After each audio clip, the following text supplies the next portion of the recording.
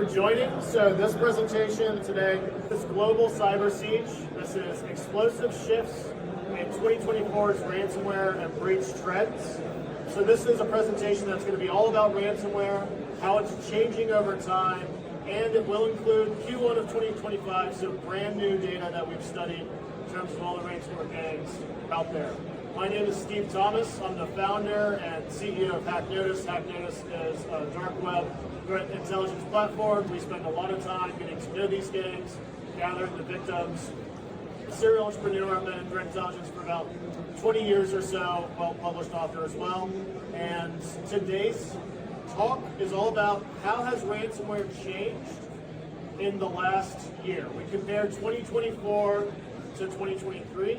And really wanting to know, is ransomware changing, is it evolving, and if so, how? What can we do about that? What can we learn from the evolving landscape of ransomware?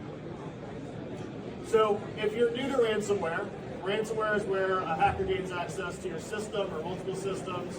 Traditionally, they would gain access to as many systems as possible, encrypt your files, and then demand a ransom in exchange for the decryption key. Now, that's what ransomware was years ago. These days, it has evolved. We have, where that includes extortion, double extortion. Sometimes ransomware gangs don't even bother to encrypt your files anymore. They just exfiltrate your data and threaten to release the data if you don't pay the ransom. So ransomware is a way of making money in the dark economy that's taken off like wildfire amongst hacker groups. Why is it important to understand ransomware and these trends? This is all about resource allocation. A lot of us have false premises about what ransomware is and how these gangs operate.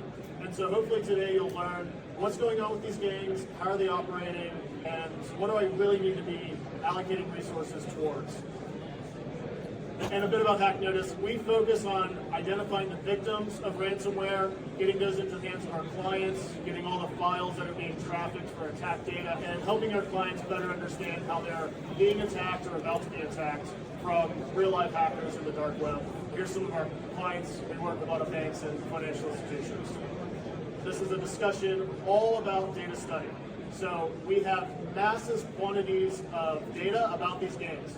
Ransomware gangs don't really do interviews, right? So we need to learn about these gangs based on who they're targeting, who their victims have been. We looked at 102 gangs that were active across 23 and 24. We also looked at some additional new gangs in 25. This is over 10,000 victims. So if you're thinking this is a pretty light study, it's not. This is statistically significant for everything that we learned. We're using standard industry codes from NAICS, 7 different geographies. In terms of quantity, we're talking about historically dozens of new victims a day. These days, it's maybe 50 plus a day, sometimes 100, 200, especially active. And we did a lot of different analysis. So we looked at every way we can identify trends. This is a heat map of gangs by year. This is gangs by region. And this is gangs year over year and how they've changed their tactics.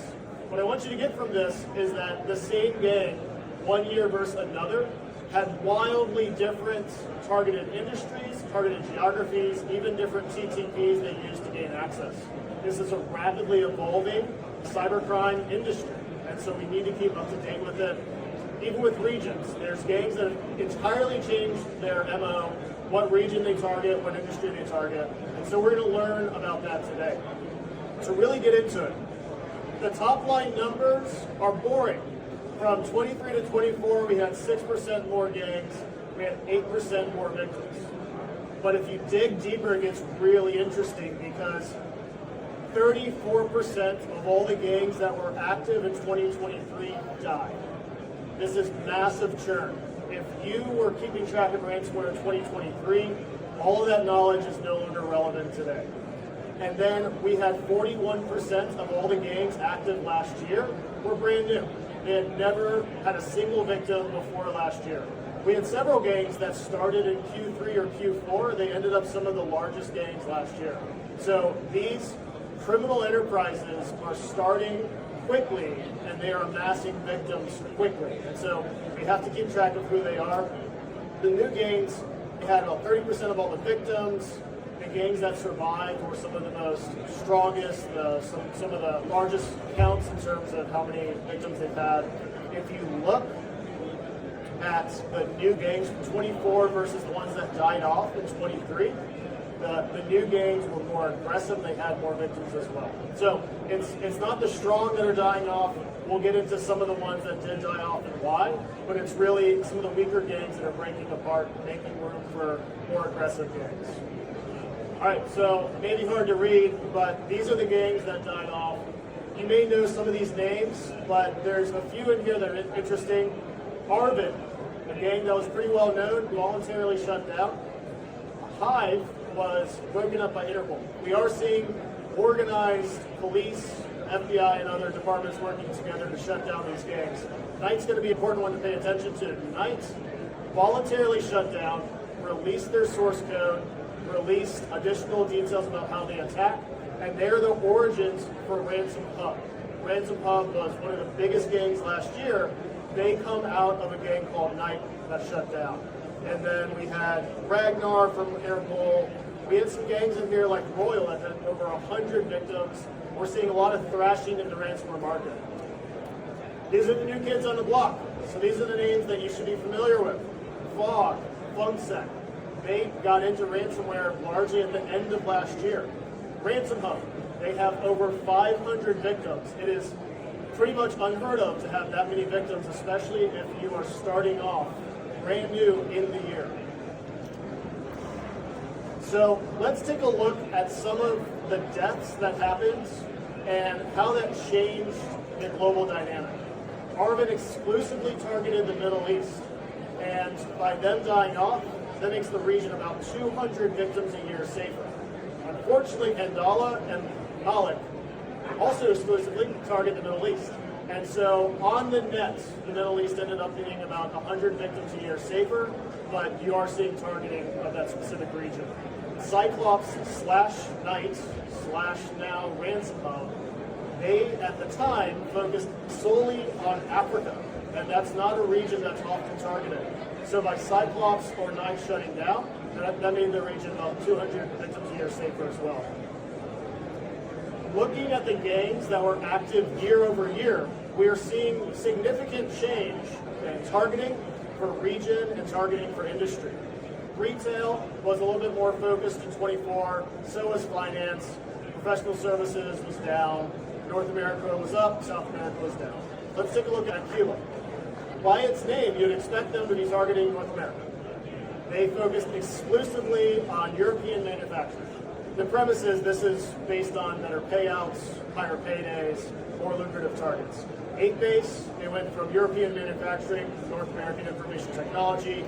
Ransom VC went from retail to IT and finance. These gangs have specific companies they're going after, specific regions they're going after, and you'll see a systematic response, which we can only assume is based on ransom payouts. Top scores for 24. Blockbit, Ransom Hub, as I've mentioned, and Play News. I'll throw in Akira. Akira is a name that you're going to hear over and over. Those are the top 4. What I want to focus on in this slide here is the TTPs, tactics, techniques, procedures for gaining access and moving along an organization. And I don't expect you to read this, but I want you to see the top 4 gangs have almost identical TTPs. They all engage in phishing or spear phishing. They all engage in CV exploitation. Some of them do credential stuffing. Some of them use C2 servers, while others use scheduled tasks for scripting. All of them use double extortion. So what we're seeing is that the top gangs are learning from each other. They're learning about what's the most lucrative thing to do once they gain access or to gain access. If you protect against one of the top gangs, you're really protecting against the top 4 because they're all sort of converging on the most lucrative way of breaking in. Also, if you're in North American manufacturing, you're a target, right? Manufacturing, North America, the highest quantity by far in terms of targeted industry. Now let's get to 2025. Some exciting things have happened in 2025. First off, 2025 is looking to be a banner year for ransomware. At the current rate, ransomware victims will grow by 72%. We're already up 18% in Q1. And North America and South America is the new target. We actually have Europe that's down 5%. So if you're in Europe, there's less of a focus on Europe, more of a focus on North America and South America. South America is being focused on as well. Healthcare and construction are down so far this year, with professional services and IT being up. There's 4 new major gangs and 15 new minor gangs. So far this year, we're already seeing the landscape change. And Clop is back. Clop did the famous breaches, movement, ransomware events in 23. They took a long holiday, like they did very few victims in 24, and they're back. They are now the #1 gang in Q1, 1,800% on what they did last year. And we're gonna focus on Clop in just one minute. But you can see what they're targeting, manufacturing. Akira is #2 so far, and they're going strong. They're 73% so far of what they've done in 24. Ransom Hub, they're also up. We're going to talk about them. They were up by about an extra 18 points or so from what we would expect. Quillen. Quillen's a name we haven't really talked about, but Quillen is definitely having a lot of victims so far this year. Reactive gangs. Just because they die does not mean they won't come back. Leak data, Babook, Karios, Lynx, and Fog, they're all reactive. You'll see gangs, their site will go down, they'll die, they'll come back.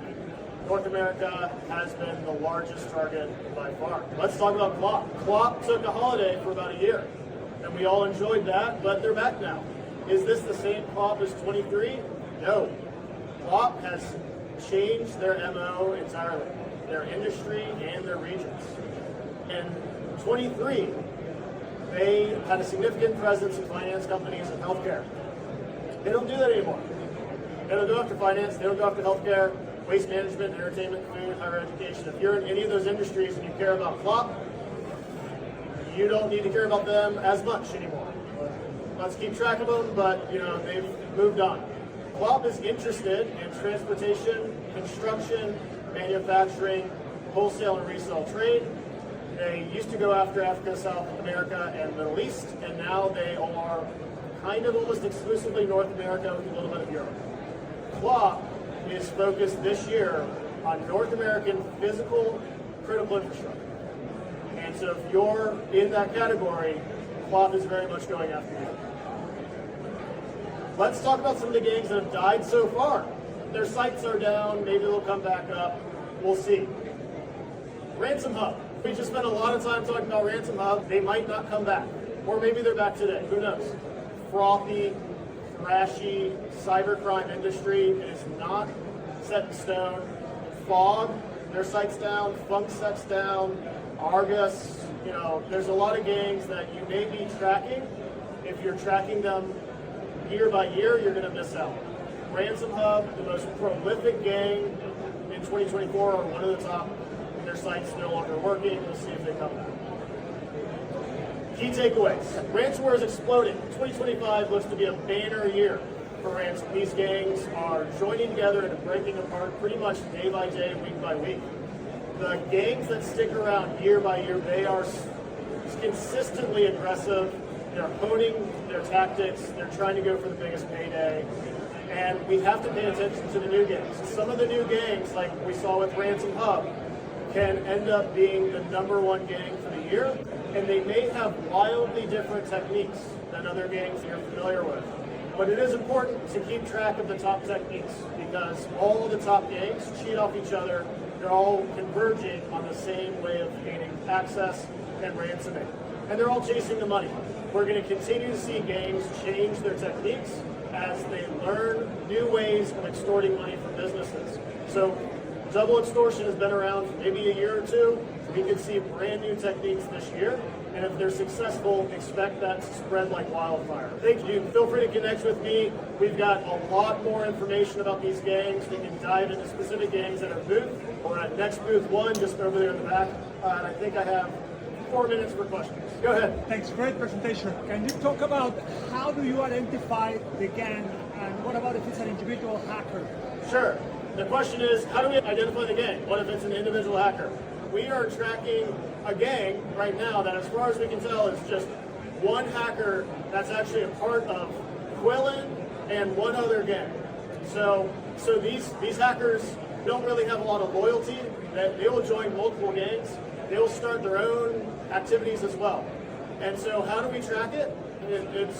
We are in a lot of hacker forums in the darknet, typically Russian hacker forums, that spend a lot of time tracking these gangs.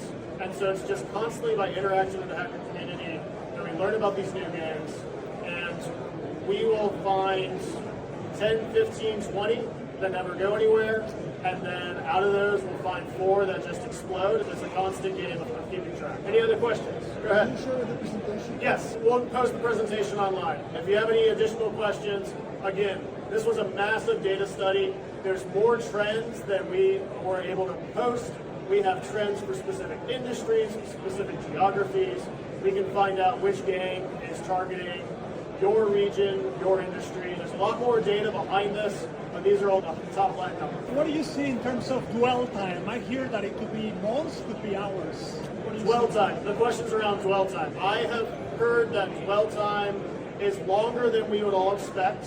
We're starting to see segmentation in the market. There's initial access brokers, people that gain access to businesses, and they will sell that access to a ransomware gang. In those situations, you could have a long dwell time because they're basically selling access while it's inactive.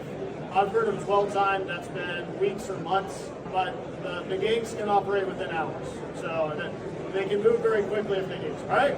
I think that's it. Thanks everyone for coming. And again, we'll be at the next booth if you have any questions.